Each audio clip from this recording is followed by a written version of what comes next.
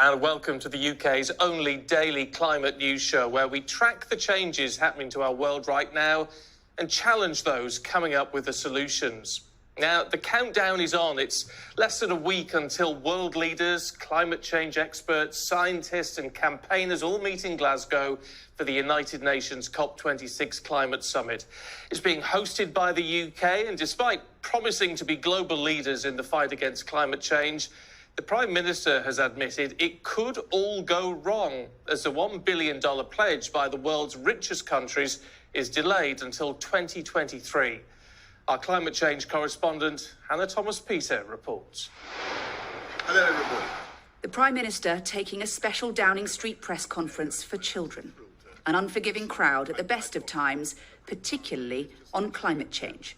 So honesty, the best policy, on the COP26 UN Climate Summit being hosted in Glasgow in a week's time. It's going to be very, very tough, this summit. And I'm very worried because it might go wrong. And we might not get the agreements that we need. And it's touch and go. To help move things in the right direction, the government has made a significant announcement. Rich countries have reached the $100 billion goal of global climate funding for developing nations. This money was supposed to have been delivered by 2020, but high-income nations fell short. That's the case for 2021 and 2022. The next 3 years, up to 2025, are more positive. But for those waiting for the money, being years late is a big deal. As COP26 President, do you accept personal responsibility for that and any potential negative consequences for negotiations at the Glasgow summit? We are seeing progress through this delivery plan.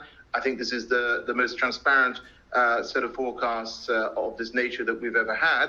But of course, countries will need to deliver on this. And secondly, there is more to be done. For climate vulnerable countries, money for adapting to the changes that are already here is the key issue, a matter for many of survival. Our lives are on the line. We are on the front lines. 80% of our population across the region are in low-lying coastal areas. And if we don't have the money to adapt to the changes that are already taking place, this isn't an academic issue for us. Whatever the concerns, this new funding is being pushed as a welcome, positive achievement.